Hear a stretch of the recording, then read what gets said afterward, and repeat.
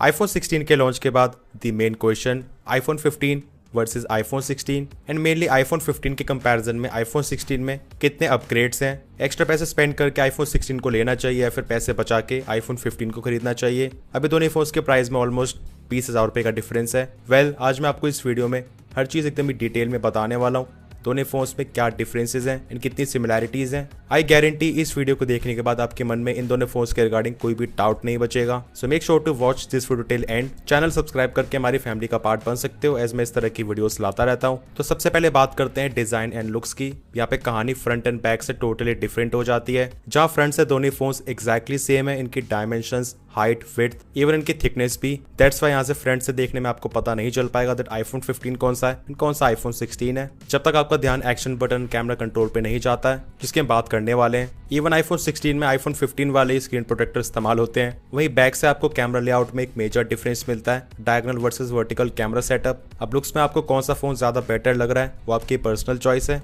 अब एक चीज है दैट ऑलरेडी आईफोन 16 आपको वर्टिकल कैमरा सेटअप के साथ मिलता है। सो अपकमिंग आईफोन 17, आईफोन 18 भी होपफुली इसी डिजाइन के साथ आएंगे। दैट्स वाई अब वापस से कहीं ना कहीं जो वर्टिकल कैमरा सेटअप वाला लुक है वो ट्रेंडिंग हो जाएगा। तो उस केस में लॉन्ग टर्म के लिए आईफोन 16 ज्यादा बेटर रहेगा। अब दोनों फोन्स का इन हैंड फील भी एग्जैक्टली सेम है, आपको कुछ भी फर्क पता नहीं चलेगा। ऑल्दो यहाँ पे 1 ग्राम का डिफरेंस है। आईफोन 15 का वेट है 171 ग्राम्स एंड आईफोन 16 का 170 ग्राम्स। अब क्या आपको लगता है कोई ये वाली चीज बताने लायक भी है? पर जो है सो है। वही बात करें बिल्ड क्वालिटी एंड फीचर्स की, यहाँ पे आपको आईफोन 16 में कुछ डिफरेंसेस जरूर मिलेंगे। सबसे पहले चीज फ्रंट में आपको मिलता है लेटेस्ट जनरेशन सेरामिक शील्ड, जो कि यहाँ पे 50% ज्यादा टफर है एज कम्पेयर टू आईफोन 15 या फिर पुराने आईफोन्स। एंड एप्पल ने क्लेम करा यहाँ पे 2 टाइम्स टफर है than any smartphones front glass. अब जानबूझकर तो कोई अपने फोन को गिराता नहीं है, बट अगर गलती से गिर जाता है उस केस में आईफोन 16 डेफिनेटली बेटर रहेगा, ये थोड़ा ज्यादा सर्वाइव कर जाएगा। अच्छा, इसी के साथ हार्डवेयर लेवल पे और भी काफी सारे चेंजेस हैं। लाइक जो आईफोन 16 उसमें आपको अलर्ट स्लाइडर की जगह मिलता है एक्शन बटन,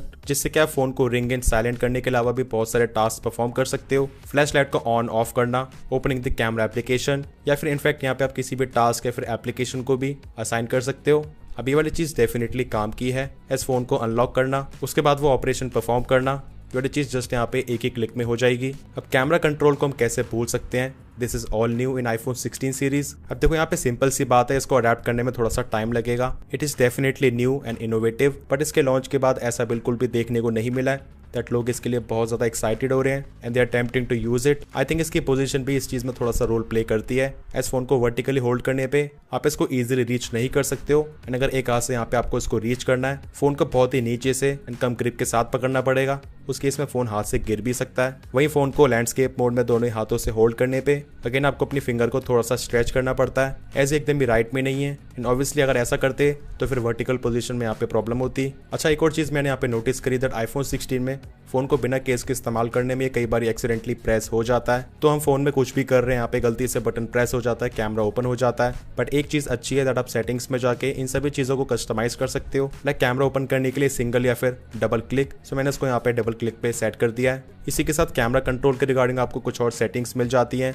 एक और चीज मैंने नोटिस करी, जब भी हम इसको फोटोज क्लिक करने के लिए इस्तेमाल करते हैं तो बटन को फिजिकली प्रेस करना पड़ रहा है, इसकी वजह से फोन थोड़ा सा शेक होता है, तो फोटोज ब्लरी आने के चांसेस काफी बढ़ जाते हैं। सो इन शॉर्ट वही बात है, यहाँ पे इन सभी चीजों की प्रैक्टिस चाहिए। अब जो आईफोन 16 को आईफोन 15 से सबसे ज्यादा अलग बनाता है वो है एप्पल इंटेलिजेंस। तो अभी करेंटली तो नहीं है, बट बहुत जल्द आपको आईफोन 16 सीरीज में एआई के सभी फीचर्स देखने को मिल जाएंगे। अब ऐसा नहीं है कि यहाँ पे जो आईफोन 16 में एआई के फीचर्स आने वाले हैं वो जस्ट हाइप है। एक्चुअल में काफी सारे यहाँ पे यूजफुल फीचर्स आने वाले हैं जो कि आपके फोन को यूज करने के एक्सपीरियंस को काफी अच्छा बना देंगे। एंड एज यू नो, हम लोग यहाँ पे हर चीज में एआई पे कितना डिपेंड हो रहे हैं। अब जिन लोगों को ज्यादा मैटर करता है तो उनके लिए फिर डेफिनेटली आईफोन 16 है, एज आईफोन 15 में एआई के फीचर्स नहीं आएंगे। डिस्प्ले की बात करें, यहाँ पे दोनों फोन्स में एग्जैक्टली सेम डिस्प्ले है। डिस्प्ले का size, bezel size, aspect ratio, pixel density, मतलब आपके दिमाग पे कितनी भी चीजें यहाँ पे आ रही है डिस्प्ले के रिगार्डिंग, सब कुछ बिल्कुल ही सेम है। बस आईफोन 16 में यहाँ पे जो मिनिमम ब्राइटनेस है वो 1 निट तक जा सकती है एंड आईफोन 15 की थोड़ी सी ज्यादा है। तो ये वाली चीज केवल यहाँ पे एकदम ही डार्क में ही नोटिस हो पाएगी। अब उम्मीद तो करी थी,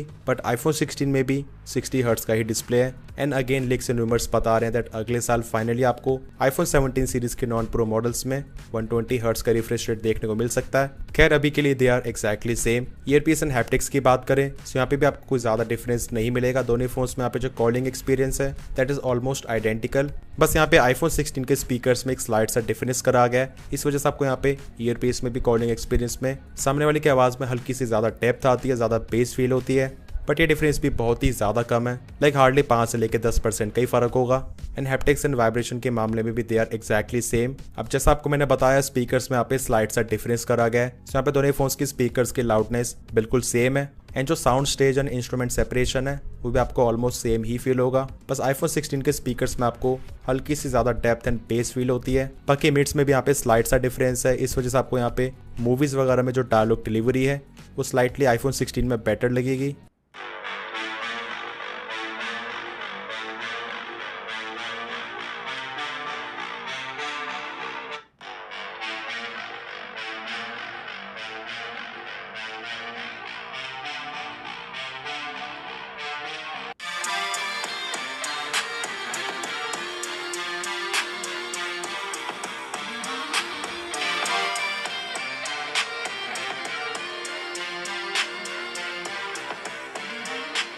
नेटवर्क्स एंड वाईफाई की बात करें सो आईफोन 15 में है वाईफाई 6, आईफोन 16 में वाईफाई 7। सो यहाँ पे लेटेस्ट जनरेशन मॉडेम मिलता है, वाईफाई का नया वर्जन है। तो आपको लॉन्ग रन में या फिर डिफिकल्ट सिचुएशन में लाइक वाईफाई राउटर से काफ़ी दूर जाने पे आईफोन 16 स्लाइटली बेटर परफॉर्म करता हुआ दिखेगा। अब मैंने इन दोनों फोन्स को काफ़ी डिफिकल्ट कंडीशन में अलग अलग जगह पे कंपेयर करा, मुझे यहाँ पे ऐसा कोई ज़्यादा डिफरेंस नहीं दिखा, बस समटाइम्स यहाँ पे आईफोन 16 थोड़ा बेटर परफॉर्म कर जाता है। अब फाइनली परफॉर्मेंस की बात करते हैं।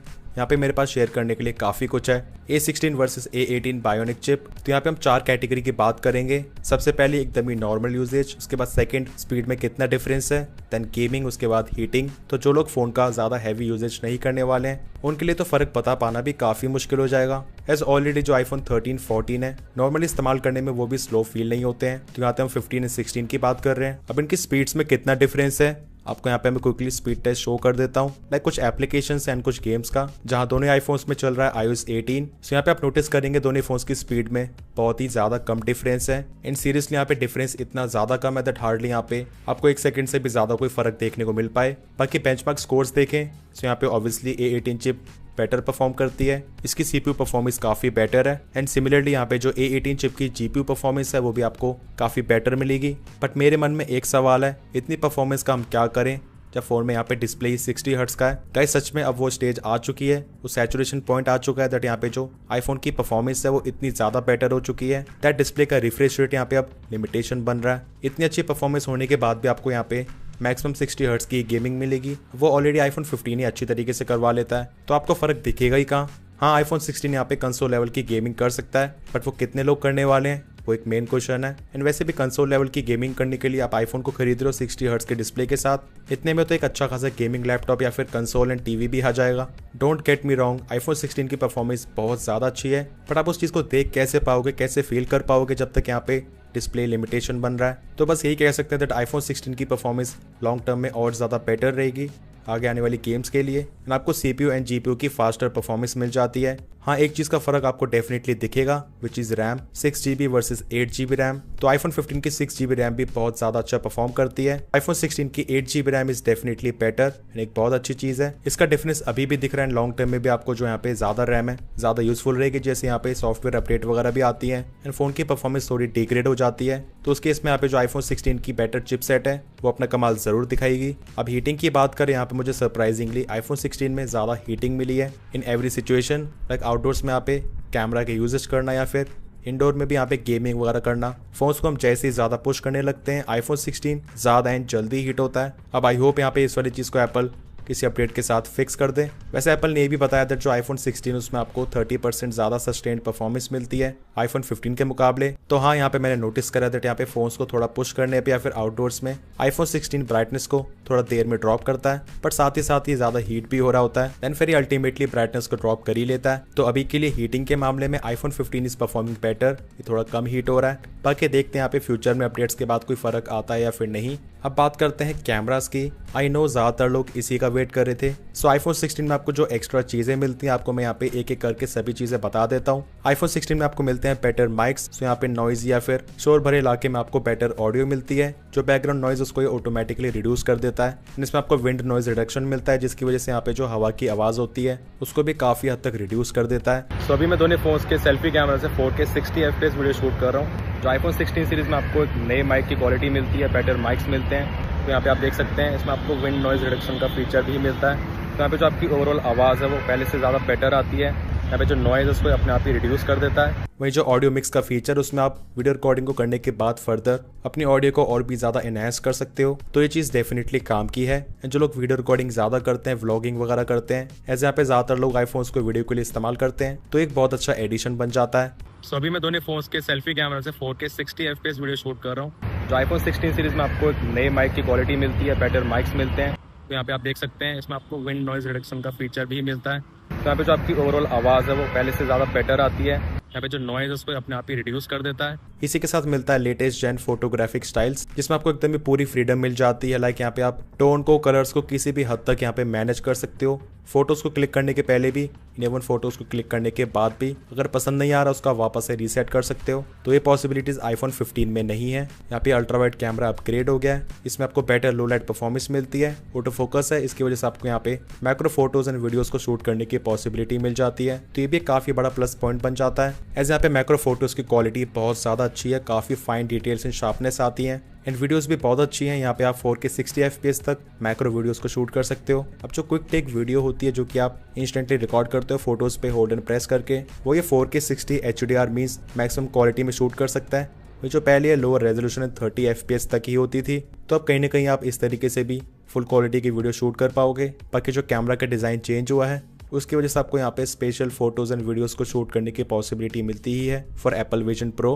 अब कैमरा की एक्चुअल क्वालिटी में कितना डिफरेंस है उससे पहले आपको एक इंपॉर्टेंट चीज़ बता दूं दैट मेरे पास दो आईफोन 15 है, एक में है iOS 17 एंड एक में है iOS 18। सो मैंने जानबूझकर iOS 17 वाला आईफोन को अपडेट नहीं करा। मैं कैमरा की क्वालिटी में फ़र्क देखना चाहता था, तो जब मैंने iOS 17 वाले आईफोन 15 को आईफोन 16 से कंपेयर करा इन टर्म्स ऑफ कैमरा, वहाँ पे ज़्यादा गैप था। एंड जब कंपेयर करा iOS 18 वाले आईफोन 15 से, सो यहाँ पे गैप इतना ज़्यादा मिनिमल है दैट यहाँ पे इवन कई बार ऐसा लगता है दोनों फोटोज़ एक ही फ़ोन से कैप्चर करे गए हैं। तो आईफोन 15 में iOS 18 के अपडेट के बाद इसके कैमराज 99% केस में यहाँ पे आईफोन 16 जैसा ही परफॉर्म कर रहे हैं। अब जो आपको बेसिक डिफरेंसेस मिलते हैं वो आपको मैं बता देता हूँ। देखो, आउटडोर्स में अच्छी खासी लाइट में यहाँ पे दोनों फोन्स के कैमराज बहुत ज़्यादा सेम है। इनफैक्ट यहाँ पे जो डिटेल्स एंड शार्पनेस है उसमें भी कोई ज़्यादा डिफरेंस नहीं है। हाँ, एक चीज़ आप नोटिस ज़रूर कर पाएंगे दैट जो आईफोन 16 है उसकी इमेजेस में आपको डार्कर रीजन्स में बेटर हाईलाइट कंट्रोल मिलता है, लाइक स्लाइड सा डिफरेंस है। बाकी आपको वाइट बैलेंस में स्लाइड सा डिफरेंस दिखेगा। अब जो नया अल्ट्रा वाइड कैमरा है उसके डिटेल्स में, शार्पनेस में आपको कोई भी ज़्यादा फर्क नहीं दिखेगा। बस हर साल की तरह वही सेम चीज़ है। नए मॉडल में आपको डिफिकल्ट सिचुएशन में थोड़ी इंप्रूवमेंट्स दिखती हैं, लाइक ऑपोजिट लाइटिंग में जब भी फोन का कैमरा लेंस डायरेक्टली लाइट को फेस करता है तो उस केस में मेन सब्जेक्ट पे आपको better colours, better HDR performance मिलती है। एक्सपोजर एंड हाईलाइट कंट्रोल भी बेटर मिलता है। सिंपल वर्ड्स में कहूँ, फोटो यहाँ पे देखने में थोड़ी बेटर लगती है। अब क्या डिफरेंस इतना ज़्यादा बड़ा है कि आप आईफोन 15 की फोटो को कैप्चर करने के बाद हल्का सा एडिट करके इस लेवल तक नहीं ला सकते हो? वो आप लोग मुझे कमेंट सेक्शंस में ज़रूर बताना। बाकी जो यहाँ पे वीडियो की क्वालिटी उसमें मुझे ऐसा कोई ज़्यादा डिफरेंस नहीं दिख रहा है। जस्ट यहाँ पे ऑपोजिट लाइटिंग में जो डायनामिक रेंज है वीडियो में, फोटोज़ की तरह ही थोड़ी सी बेटर हुई है। स्टेबलाइजेशन की बात करें तो उसमें भी ऐसा यहाँ पे कोई ज़्यादा डिफरेंस नहीं है।